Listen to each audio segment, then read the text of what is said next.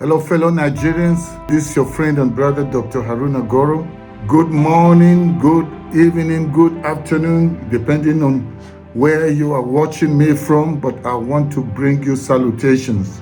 We are still having hope alive, believing that our nation will be delivered from the wicked claws, the hands of these evil politicians whose agenda, whose wish and desire is to impoverish this nation, but they will not succeed. There's a video that's going around of Professor Wole Soyinka, and maybe you've already heard about it, you watch it, it's all over social media. This recent election, it's unfortunate that because the two things happened, first of all. One party took over the labor movement, which is one of my favorite movements also. And then it became a regional party, more than, whereas it was a marvelous breach into the established two camps. Peter Obi achieved something remarkable there, that he broke that mold. Yes, however, he did not win the election. In addition, my own organization has a monitoring unit, you know the one I'm talking about. And so I could say categorically that Peter Obi's party came third, not even second. And that the leadership knew it. Well, they wanted to do what we call in Yoruba, Bajue. You know, you have force of arms. You also have force of lies. And it was gearing up towards the other. They were going to send some of the hardliners, were going to send crowds, young people into the streets to demonstrate. I'm always ready to be among such demonstrators, but only on the banner of truth, not of lies, not of deceit. We've had that kind of scenario before. Remember, this same Buhari, who proved a useless person anyway, in which the youth corpers were killed. You know, the students are always recruited as monitoring agents, returning officers, and so on. Because of their uniforms, they became targets. I was instrumental in working with some of our governors in extricating those youths from where they were hiding. They were brutalized. And now this party wanted the same thing to happen, and on the basis of a lie. And we found this vice presidential candidate on television boasting and insisting and threatening and menacing, trying to intimidate both the judiciary and the rest. What kind of government would result from that kind of conduct, do you think? He was invited to Stellenbosch in South Africa, and something that had to do with his own life, a dialogue organized by Africa in the World, and it had to do with the life of Wole Soyinka. So now he was supposed to speak about himself, but the hatred for Obi that I can't really explain. He just left the topic and started talking about Obi, talking about Labour Party, and making allegations that he cannot prove, and somebody that calls himself a professor.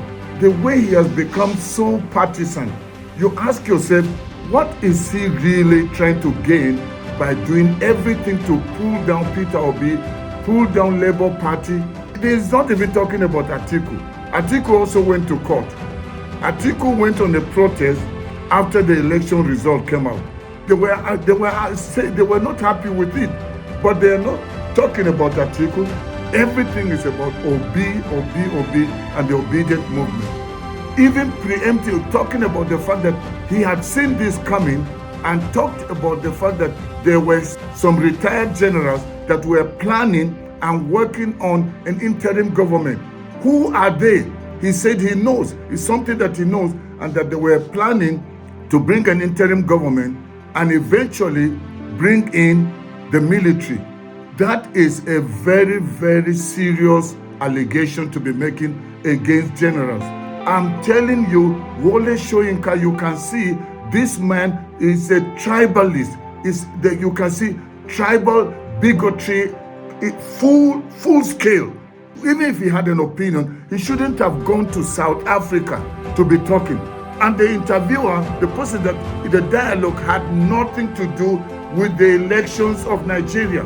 Knowing what just happened, that the case went to court and the tribunal upheld Tinubu's win. And he shouldn't he have been happy, since he knew that Peter Obi did not win and that they were trying to force it and force the youth to the street. Since he knows that, he shouldn't have even bothered talking, since his man, we all know that he has benefited from Tinubu's ill-gotten wealth.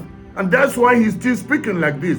That's why I've been saying, it doesn't matter how educated somebody is. It doesn't matter how religious somebody is. It doesn't matter how old somebody is. The moment they get money, the love of money is the root of all evil. A person that you would think is very smart can suddenly become so foolish and dumb. The way they reason and talk, you will ask yourself, did this person really go to school? And that's why it is said, for some people, when they grow older, they become wiser.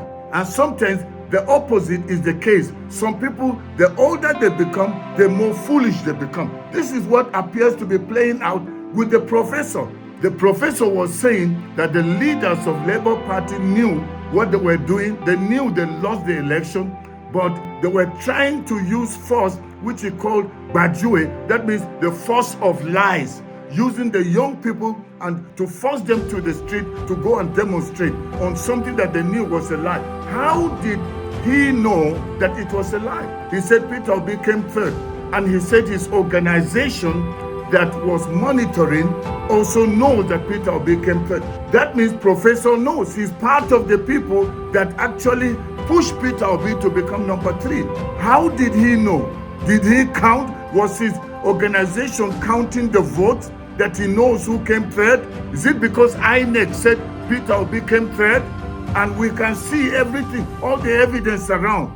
And somebody saying, but they couldn't present it in court. All those boxes they had, were they given time? And they used technicalities to say the petitioner's case was not strong, that they didn't have evidence. Were the judges really concerned about evidence? If they were concerned about evidence, why did they not take INEC on regarding the blood results that they gave? The blank result that had faces of people, that had mountains and had other images, and some even blank sheets of paper were uploaded to the IREF. And then the professor is there that he can say categorically that Peter Obi lost the election. Soyinka says that Labour Party came out of the Labour Union.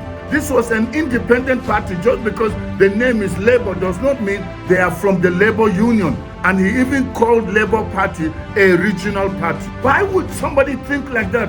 I am from the north. I'm from Kaduna State. The professor is accusing Labour Party of being a regional party. And he can't say that about Tinubu. He came and said, Emilokon. Didn't Tinubu say it is Yoruba's turn?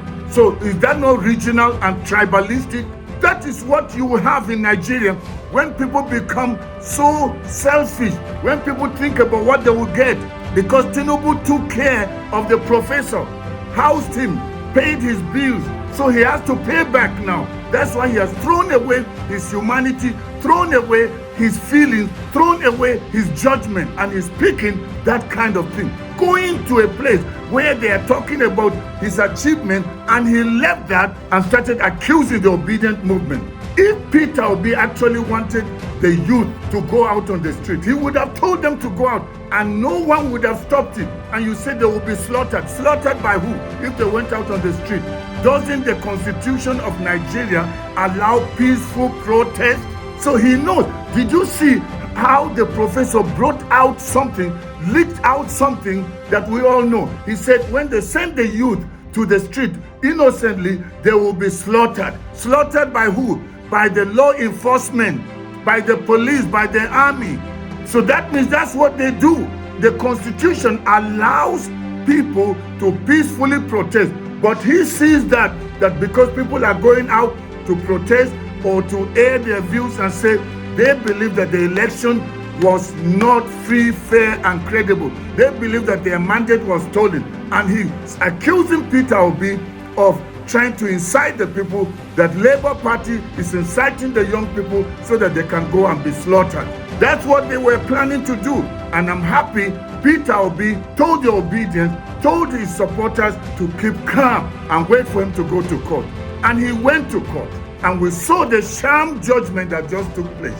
For 5 judges to unanimously all be on one side. And they almost took the side of APC and Tinubu. They were like fighting for INEC, fighting for Tinubu, fighting for APC. Their anger when they were talking about the petitioner, especially anytime they spoke about Peter Obi, you could see that these people have been paid for the professor to open his mouth in South Africa, far from home. We don't hear you, professor, talk about the injustice. We don't hear you talk about the suffering masses. We don't hear you talk about insecurity in Nigeria. And your brain can no longer write novels about how to stop insecurity in Nigeria, how to stop corruption. You're talking about truth and lies, that you only stand for truth. You will not go out on a protest based on lies.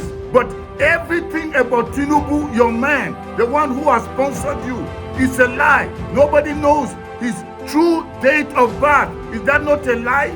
Nobody knows where he went to school. Who are his classmates? Who are his parents? Where was he born? He says he's the Jagaban. Is he an indigent of Lagos State? The case is going on now in Chicago regarding the false declaration. He went to school as a man, graduated as a woman. The certificates are 2 different certificates signed by 2 different people. The logo is a lie. Everything about Tinubu is a lie. And then that's what the 5 judges went to say, no, he has been cleared, he's been cleared.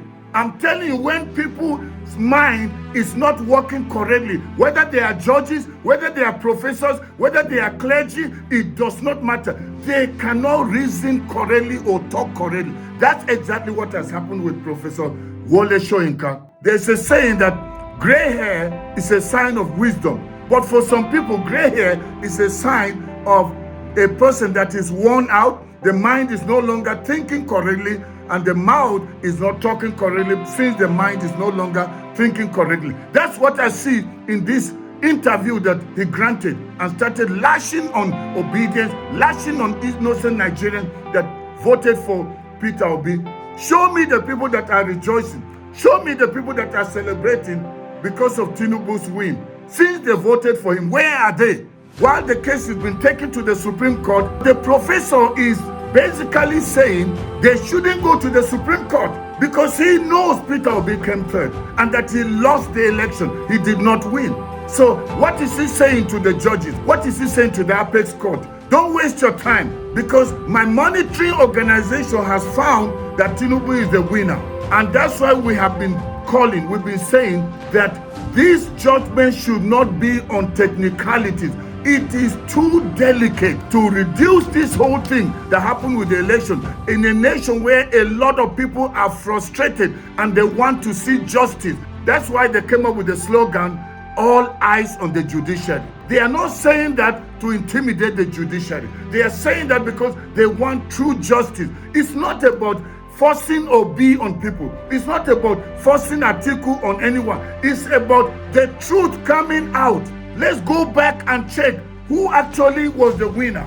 Apart from this issue of the forgery and all the other things, even go back and just check the results. They know in their heart of heart who was the true winner. Peter Obi and Baba Ahmed that you don't want to see in the seat of governance. God Almighty will make it happen whether you like it or not. If the justice of man fails, the justice of God will never fail. He is the supreme judge and he knows the truth, and the truth cannot be hidden. Yes, we say all eyes on the judiciary, and we say the judiciary is the last hope of the common man. But is that what they are doing? All we are seeing is injustice. And I have been saying, you are the last hope. You, every Nigerian, you are your own last hope. Don't wait for somebody to be the one that will free you. Not even Obi, not even Atiku. You are the one, because even if Peter Obi becomes president today, he can only govern for 4 years or at most 8 years. What then will happen after that? then you want the thieves to come back again? No! Whether you're from the north, south, east, or west, don't let them use religion to divide us anymore. They use it for their own benefit, not for our own benefit. I'm from the north of Nigeria, and I'm standing behind Peter Obi.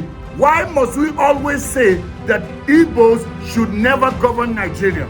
Now is the time for us to take our nation back. We need to peacefully take a stand and speak out. The time for Nigeria to be free is now. We can't wait for later. It's got to be done now. I want to appreciate you for watching and being part of this broadcast. Leave a comment. Let me hear what you have to say about what the professor said. Please go ahead and share this broadcast with as many people as you can. Subscribe to my channel if you have not already subscribed. And if you're watching me on Facebook, please follow me if you're not already following me, and also like it.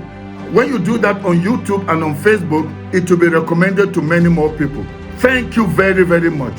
God bless you, and may God bless the Federal Republic of Nigeria. Once again, this is your friend and brother, Dr.